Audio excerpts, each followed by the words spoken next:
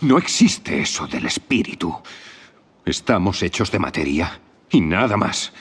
Usted es solo otra mota minúscula y pasajera dentro de un universo indiferente. Usted se menosprecia.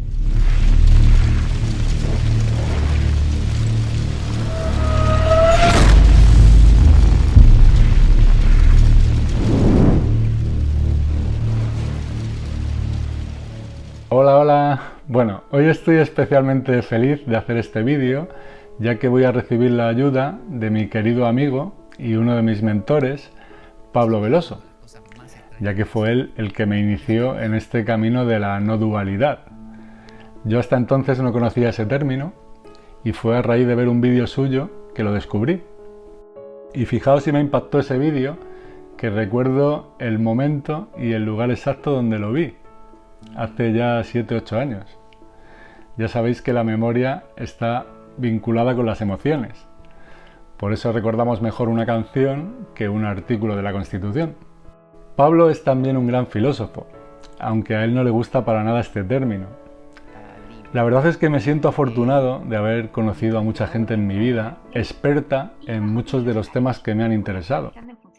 Aunque quizás lo que diferencia a Pablo del resto es que no importa el tema que se te ocurra, Pablo siempre va a poder decir algo al respecto, o quizás hasta ya tenga un vídeo o un programa dedicado a ello. También estuve con él en Madrid, donde organizamos algunas charlas, y en Oviedo, donde dirigía un programa de radio llamado La Espada de Damocles, ya desaparecido, pero del que quedaron todos sus programas grabados y disponibles en su canal.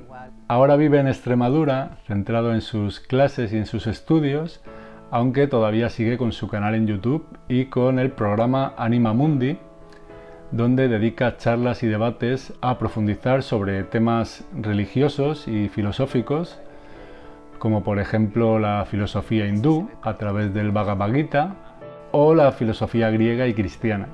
Bueno, y dicho esto, vamos con su introducción y con sus opiniones sobre el tema que nos ocupa, que es ¿por qué creo en Dios? O en este caso, ¿por qué creemos en Dios? Ahí vamos.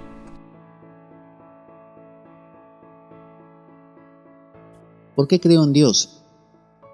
Hay narrativas. Los seres humanos, todos nosotros tenemos narrativas. Hay gente que se cuenta la narrativa, la historia de que la vida es horrible. Otras personas se cuentan la historia de que no hay futuro, de que todo se va a ir a la basura, de que no existe Dios o que, no sé, que la astrología es falsa. No sé, cualquier historia uno se puede contar, ¿no es cierto? Hay historias e historias.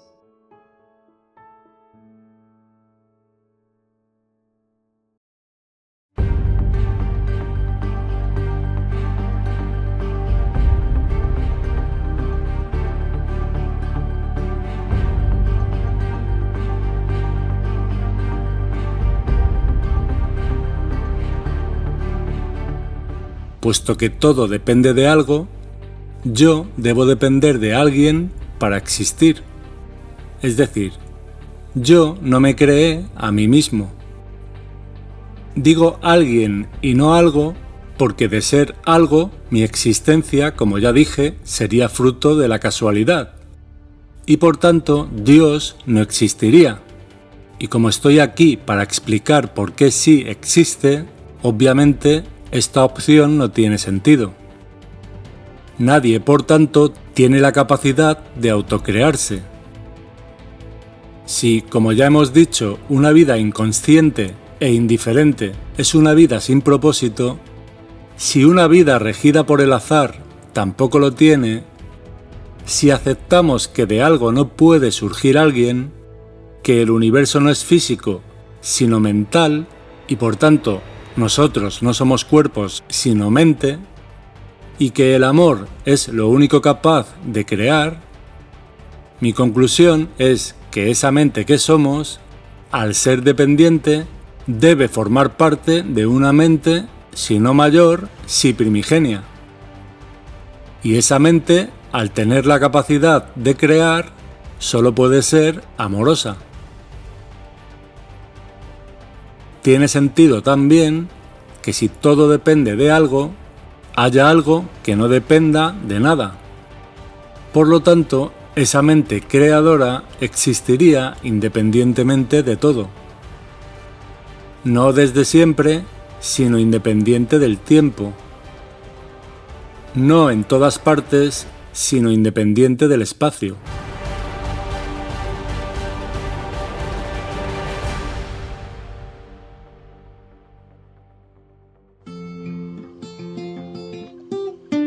Cuando se habla de la dependencia, a veces en el mundo moderno se tiende a querer ser totalmente independiente. No quiero que nadie me diga lo que tengo que hacer, no quiero que mis padres me generen ningún tipo de influencia, no quiero que me pongan límites. Y no nos damos cuenta que, como decían los budistas, existe el pratitya samutpada, que es la originación interdependiente, ¿no? Que es una rueda que ellos tienen donde se muestra que una cosa se enlaza con la otra y que no hay ninguna cosa que esté exenta de todas las demás. Esto lo planteaba también la red de Indra, una famosa metáfora hindú y budista que habla de que en una telaraña, si uno mira las gotitas de rocío, va a ver que en cada gotita se reflejan todas las demás gotitas. Por lo tanto, en todo está contenido todo. Yo soy mi abuelo, yo soy mi bisabuelo y mi bisabuela. Yo soy aquella calle que tomó mi padre cuando decidió ese día ir hacia la derecha y no hacia la izquierda, o ir hacia la plaza del pueblo en lugar del mercado, porque todos esos acontecimientos me conforman. Yo entonces no tengo un abuelo, yo soy mi abuelo. Yo no tengo una madre, yo soy mi madre. Entonces, la idea de nosotros mismos se ha estrechado tanto, o se ha pretendido estrechar tanto, que hemos dejado fuera a todo lo demás. Y la realidad es que somos todo a la vez, ¿no? Por lo tanto, ese dicho latino de extra ecclesia nulla salus, o sea, no hay salvación fuera de la iglesia, si entendemos a la iglesia, a la eclesía, como el conjunto, la totalidad de lo que existe, la eclesía, el conjunto, no hay salvación, no hay plenitud fuera de, ¿no? La plenitud se obtiene cuando incluimos y no cuando excluimos. Entonces, descubrir que dependo del aire para vivir, descubrir que dependo de la comida para vivir y que dependo del amor de la gente y que dependo de la ayuda del mecánico para reparar mi coche, todas esas dependencias me demuestran que no soy un ser aislado, como una isla. Soy un ser continente, un ser que lo contiene todo.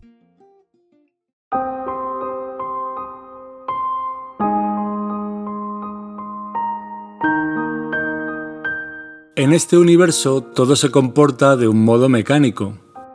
Llamamos evolución al proceso por el cual los seres vivos se adaptan al medio y adquieren capacidades. Pero al universo físico le son indiferentes los seres vivos y su particular evolución.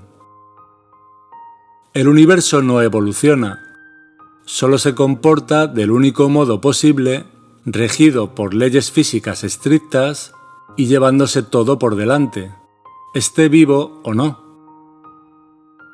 La vida, en este caso, no tendría mucho sentido en un universo mecánico, siendo nosotros únicamente parte de ese mecanismo.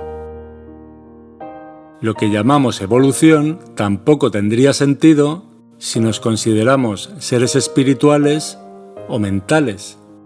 Primero, porque no habría ningún lugar hacia el cual evolucionar. Y segundo, porque el hecho de que una mente perfecta, la mente divina, cree algo imperfecto que requiera entrenamiento o aprendizaje para ser algo mejor de lo que ya es, me parece, si me permitís el atrevimiento, poco inteligente. Cuando era joven estudié en un colegio religioso. Un día le pregunté a uno de los sacerdotes por qué Dios permitía tanto dolor y tanta miseria. Le dije que nunca había escuchado a nadie decir que era total y completamente feliz todo el tiempo, que la gente no vivía, sobrevivía, y que la mayoría ya ni siquiera intentaba ser feliz, sino hallar un modo para sufrir menos.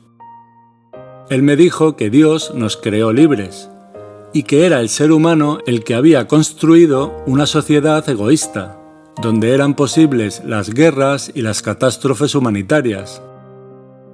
Entonces le pregunté si era también el ser humano quien provocaba los terremotos y los huracanes, y que, ya que Dios nos había creado libres, ¿por qué no podíamos elegir, por ejemplo, no enfermar, no morir, volar en lugar de andar o aprender un idioma en 3 minutos? Ya que consideraba que cualquier restricción que te impida hacer algo era una cadena que te impedía ser libre. El sacerdote, a pesar de su fe, fue muy honesto al decir que no tenía respuesta para eso.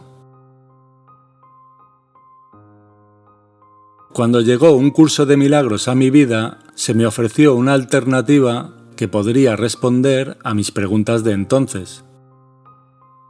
Dios no puede ayudarnos con los desastres y las limitaciones que experimentamos en este universo sencillamente porque no forma parte de él. Del mismo modo que una madre no forma parte de las pesadillas de su hijo mientras duerme. La mente también tiene leyes, ya que de otro modo sería caótica. Una de esas leyes es que las ideas no abandonan su fuente, y puesto que en la mente de Dios solo hay perfección, Dios no puede ver en ti nada que no sea perfecto. Dios no proyecta. Dios no sueña. Y por tanto Dios no puede tomar parte en el mundo que nosotros hemos decidido soñar. Lo único que puede hacer es poner los medios necesarios para que dejemos de hacerlo.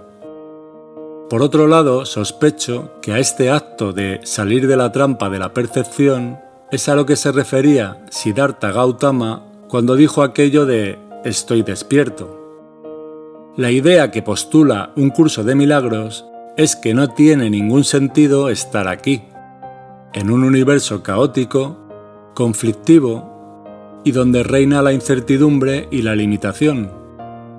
Si tenemos la sensación de estar aquí, es porque así hemos decidido creerlo. Y dado el poder creativo de la mente, creamos aquello en lo que creemos. Puesto que esto es lo que hemos decidido creer, esto es lo que hemos decidido experimentar. No echemos pues la culpa a Dios de lo que nos pasa. Si no podemos soportar tanto caos y discrepancia, siempre tendremos la opción de elegir de nuevo.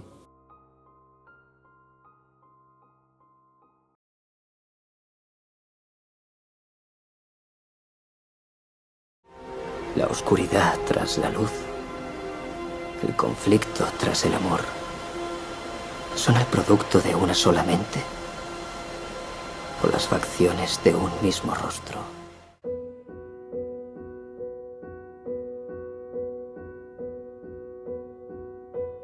Cuando Jesús dijo, es más fácil que un camello entre por el ojo de una aguja que un rico entre en el reino de los cielos, no creo que se refiriese al tamaño de su cuenta corriente, sino más bien al hecho de que cualquiera que ponga sus esperanzas en este mundo está condenado a perpetuarse en él, mientras que aquel, rico o pobre, que se haya cansado de sufrir una existencia basada en la lucha y el esfuerzo, tendrá la mente libre para buscar alternativas.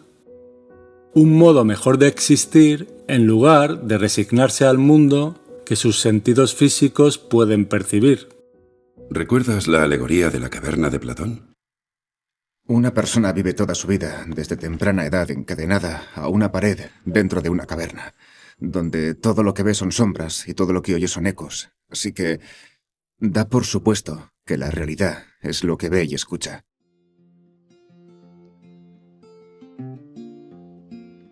Cuando hablamos de la fe, dice San Pablo en las epístolas, la fe es la certeza de las cosas que no se ven, o bien de las cosas por venir.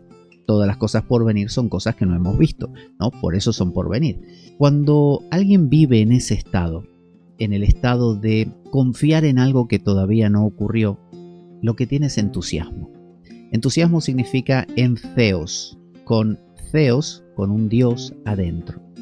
Cuando se te mete un Dios adentro, estás entusiasmado o entusiasmada, estás encantado porque ocurra cierta cosa que imaginas que podría ocurrir y eso te mueve a caminar. Las personas que no tienen entusiasmo, que no tienen ninguna motivación, no caminan. Y cuando no caminas, te desganas. Entras en ese desgano, en ese congelamiento, en esa frialdad que hace que nada te interese en la vida.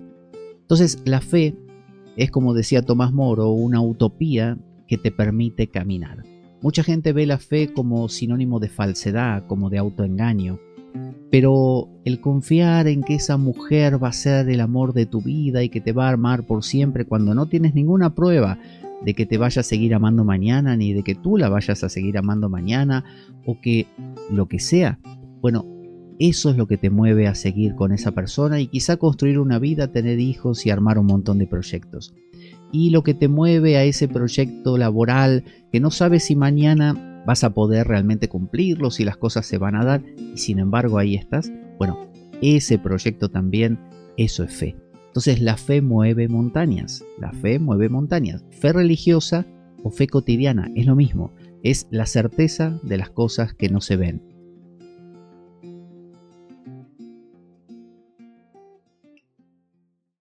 Esta sombra no es más que algo pequeño y pasajero. Hay luz y suma belleza eterna,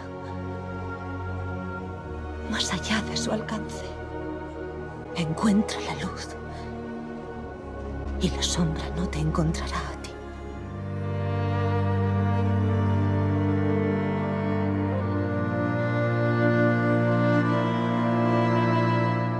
Echando la vista atrás, me ha quedado bastante claro que lo que cada experiencia me hizo sentir encajaba como una pieza del Lego con mi estado mental en el momento de experimentarla.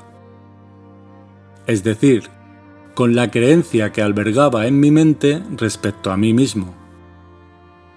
Observé que cambiando esa idea que mantenía sobre mí, la experiencia también cambiaba, y que cuando albergaba la más mínima duda con respecto a esa nueva idea sobre mí, el mundo también parecía reflejar esa duda, y la incertidumbre aparecía provocando un desconcierto aún mayor en ese delicado estado mental. Esta observación me hizo entender que es la mente la que determina la experiencia y no al revés. Solemos reaccionar a lo que sucede decidiendo después cómo sentirnos, cuando lo que realmente está sucediendo es que es precisamente nuestra forma de sentir y de pensar lo que determina lo que sea que nos esté sucediendo. Dicho de otro modo, cuando nos sentimos bien o mal respecto a una experiencia, en realidad estamos decidiendo cómo sentirnos con respecto a lo que hemos decidido sentir previamente a esa experiencia. A esto se refería la Biblia con esta cita, que nos da a entender que tenemos el poder de elegir a cada paso entre el cielo y el infierno, y que solo se requiere un pequeño acto de fe para dejar a un lado nuestros prejuicios y confiar en que todo saldrá bien, aunque no tengamos pruebas de ello. La fe, como el miedo y el amor, es una fuerza que hay que comprender, como hacemos con los fenómenos de la teoría de la relatividad y el principio de incertidumbre. Fenómenos que determinan el curso de nuestras vidas.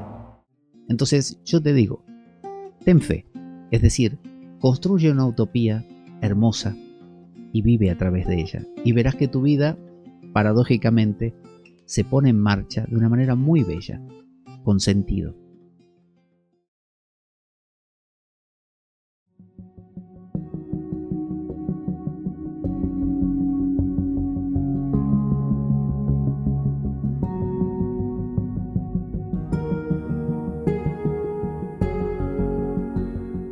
Si soy causa y no víctima del mundo, si tengo el poder de elegir qué tipo de experiencia vivir en base a cómo he decidido sentirme, creo que es razonable pensar que lo que yo soy va más allá de lo que mis sentidos físicos me muestran.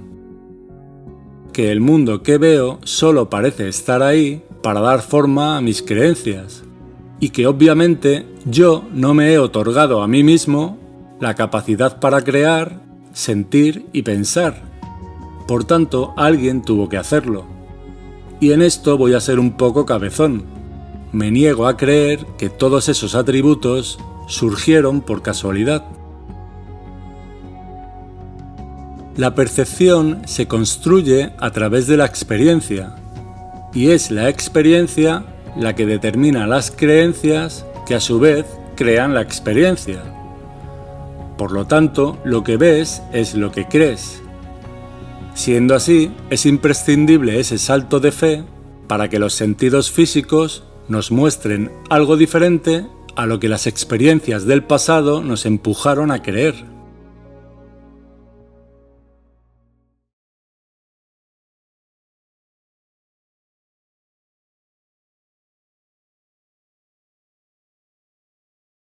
No soy un escéptico, pero soy curioso. ¿Qué diferencia hay? El curioso quiere la verdad. El escéptico quiere oír que no existe la verdad.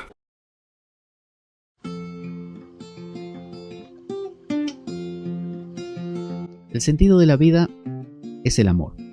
¿Por qué? Muchas veces pensamos que el amor es simplemente el amor romántico, ¿no? Estar enamorado. Amor significa lo nuevo. Amor significa lo incierto, lo que no conoces. Amor significa abrirte a lo que puede ser. Entonces, vivir en estado de amor da sentido a tu vida, porque el sentido es el movimiento del punto A al punto B, es decir, es el movimiento hacia algo. Y solo nos movemos hacia algo que no conocemos. O sea, nadie va a buscar lo que ya tiene. Nadie va a querer conocer lo que ya conoce. Siempre vamos a buscar lo nuevo. Entonces el amor es lo nuevo. El amor no es enamorarse de una persona. El amor es el estado de estar siempre abriéndote a lo nuevo hasta en las minucias más pequeñas. Es decir, abriéndote a posibilidades. No certezas, posibilidades. El amor es verbo. Amar es moverse. Soy lo que seré cuando deje de ser lo que estoy siendo. Eso es el amor. Es ponerse en marcha hacia una meta que uno jamás tiene por segura. Eso asusta y mucho. Esa es la razón por la que evitamos el amor. Y cuando evitamos el amor entramos en zonas seguras, ¿no? Regurgitamos la comida y la volvemos a comer.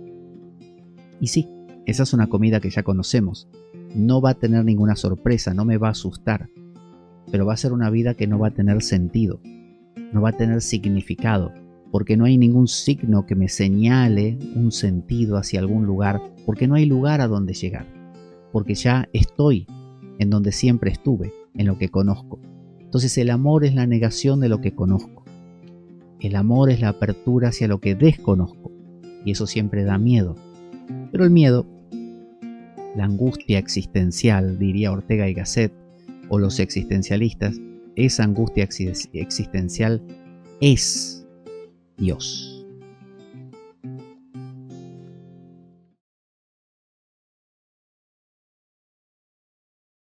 La ciencia no puede explicarlo. Pero tengo una teoría. Creo que no pudiste ser borrado porque las personas que te quieren no podían olvidarte. Y tú no podías olvidarlos a ellos.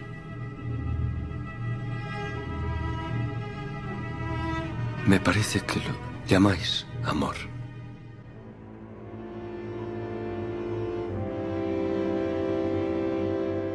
El amor es lo único que da sentido a todo lo que hacemos, y el resorte que nos levanta de la cama. Es el motivo ulterior que nos impulsa a relacionarnos con los demás. Sin amor, el contacto con otros seres vivos no sería más que una transacción comercial, en la que cada uno buscaría su propio beneficio y poco más.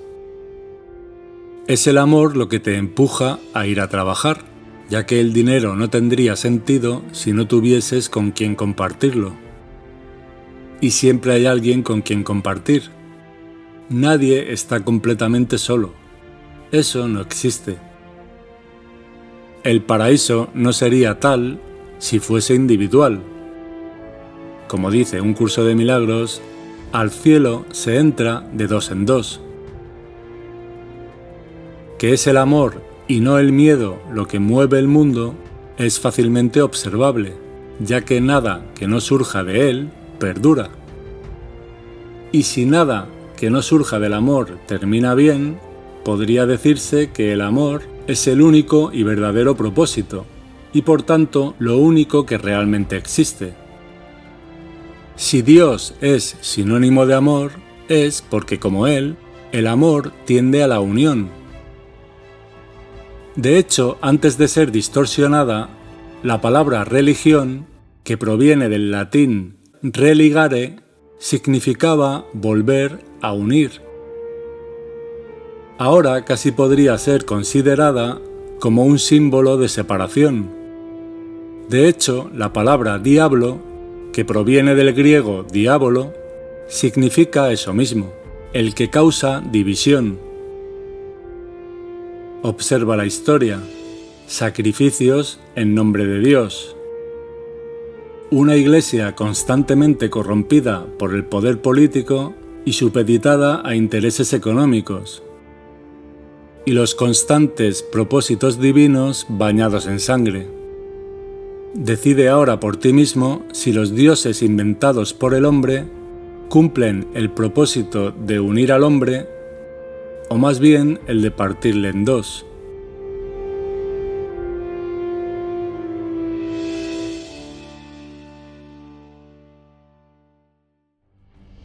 Dos religiones que predican la paz hacen sin embargo la guerra a lo largo de la historia.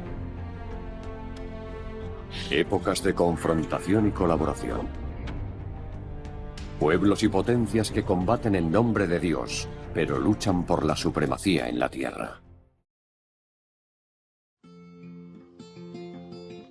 ¿Por qué creo en Dios? Todos sabemos que cuando somos niños y nos cuentan un cuento de hadas, es una historia que te acaricia el alma. Es una historia maravillosa. Si a ti te cuentan la historia de que esa mujer o ese hombre que vas a conocer es tu príncipe o princesa azul, con la cual o con el cual vas a tener un futuro encantador, te encanta esa historia. Pero si te dicen que, bueno, esa persona que vas a conocer es una suma de hormonas y vitaminas y que con los fines reproductivos de la especie se está apareando contigo para que... No es una historia muy bonita. No te motiva, no te lleva a soñar. Entonces, la creencia en Dios implica un ingreso en el mitos. Implica ver la vida como en una clave mítica, es decir, llena de ángeles, llena de intervenciones divinas. Convertir un mundo en un mundo más, un mundo que tiene más. Es decir, donde la cosa no es solo la cosa. Este micrófono no es solo un micrófono. Ahora este micrófono es una alegoría, un símbolo, una metáfora de otra cosa y aquí hay seres pequeños que están... O sea, la cosa es más de lo que evidencia ser. Entonces, creer en Dios significa vivir en un mundo más rico. Alguien dirá, sí, pero te lo estás inventando, es todo falso. Todas las narrativas son una construcción humana. Y Jorge Luis Borges decía que la teología es una rama de la literatura fantástica. Pero hay gente que piensa que la literatura fantástica es sinónimo de falsedad, porque cree que hay una verdad, y cree que la verdad es una narrativa, que es, por ejemplo, la científica, normalmente. Pero no nos damos cuenta que todas las narrativas son narrativas. Todas las narrativas son subjetivas. Por lo tanto, ¿por qué no construir una narrativa extremadamente bonita, llena de Dios, de colores, de ángeles, ¿no? De Jesús que muere en una cruz o Krishna que participa en la guerra del Mahabharata, con el cual se puede dialogar cada día, le puedes contar tus cosas más íntimas y sientes su presencia. Entras en un mundo que es el mundo del mitos, donde aparece Hércules venciendo a la hidra de Lerna, o Perseo dominando y decapitando la gorgona, la medusa gorgona, donde pasan esas cosas, ¿no? Donde Odín se sacrifica en el árbol Yggdrasil perdiendo un ojo para ganar las runas. Todo eso es significativo, es una narrativa rica, que abre grandes posibilidades, porque el mitos, a diferencia del logos, el logos es solo una palabra, micrófono, punto. En cambio, el mitos hace de este micrófono, a través de una narrativa y de una historia, un mucho más. Ese mucho más acerca al ser humano, como cuando Adán toca la punta del dedo de Dios en la cúpula de la Capilla Sixtina. Esa puntita del dedo de Adán no es el logos, es el mitos. Porque si le pidiéramos al humano que generara una imagen lo más sublime que pueda, lo más cercana posible, como decía Schopenhauer, que hablaba acerca de que el arte era la manera de acercarse al máximo a ese plano de los dioses o de la voluntad, bueno, eso es el mitos. Entonces, creer en Dios significa vivir en esa dimensión, construir una casa ahí y ahí vivir tu vida, habitar, hacer un hábito de eso, habitar ese hábito, y por lo tanto tu mirada ahora, en lugar de ver cosas que solo son cosas, va a ver un mucho más, y ese mucho más enriquece tu vida, da significado y apertura tu alma. Es la esperanza. Eso es lo que he aprendido. Sí, fracasamos. Y sí, algunas veces estropeamos todo cuanto tocamos. Pero cada momento que vivimos está conectado por la fe en que nuestros actos, quizá mañana o en la próxima vida, significarán algo más grande que nosotros mismos.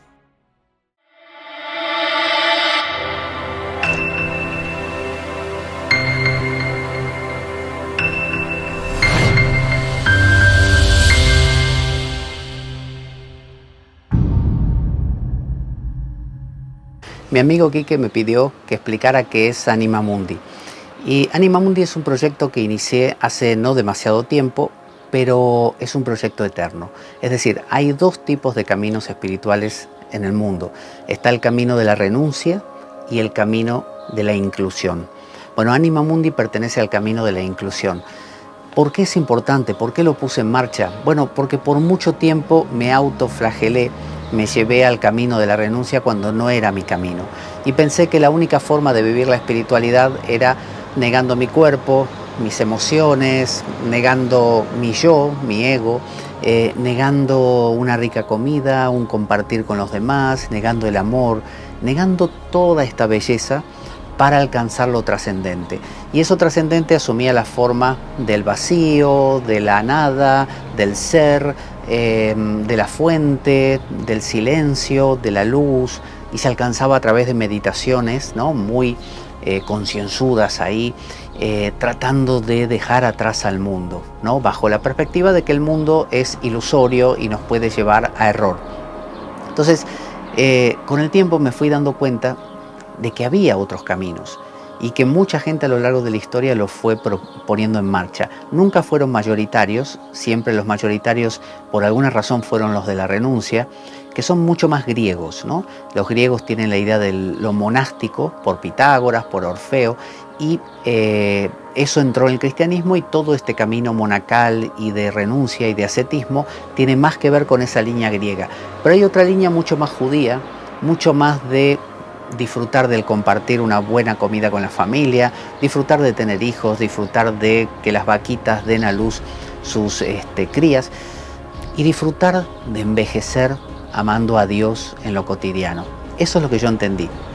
Entonces empecé a indagar y a generar este mensaje cada vez con más potencia. Hoy en día lo que hago es, de manera online, armar sínodos. Y los sínodos son encuentros mensuales que consisten en unas 14, 15 actividades que van desde paideyas, días de paideya, donde estudiamos un texto en particular. Ahora estamos con el Bhagavad Gita, pero antes estuvimos con el Evangelio Apócrifo de Tomás, estuvimos en el especial de Semana Santa trabajando el mitos de Jesús también. Es decir, vamos trabajando muchísimo lo que son narrativas, porque el cuento, la narrativa, el mito, forma parte de este mundo, forma parte de esta idea de ser como un niño, de disfrutar de la vida cotidiana, mientras que el silencio es la negación justamente del relato, ¿no?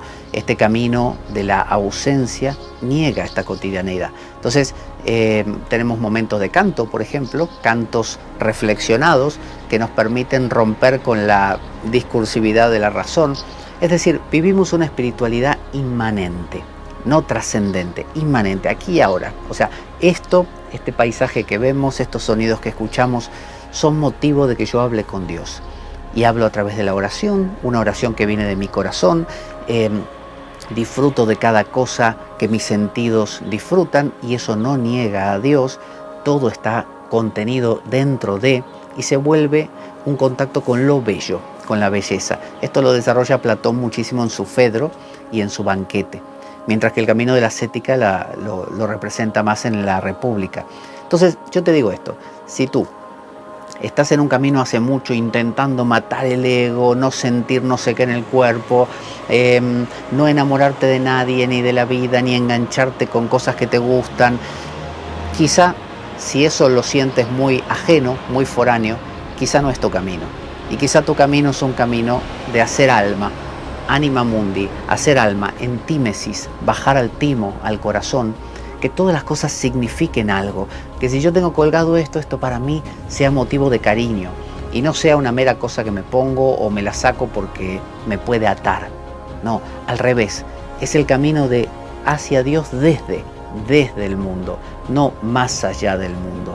Entonces, si nunca has mirado esta perspectiva y quizá estabas sufriendo intentando ponerte un zapato que no te calza, con el dolor que eso implica, te invito a que te acerques a Anima Mundi, a lo que Anima Mundi te propone. Cada mes tenemos propuestas distintas, pero el mensaje de fondo siempre es el mismo: hacer alma, conectar tu corazón, bajar al corazón, sentir, ¿no? Padecer, ¿no? Padecer en lo cotidiano, la pasión, el patos, recuperar eso, no negarlo. Camino mucho más judío que griego. Y siempre saludo diciendo Hara Keirini, gozo y paz.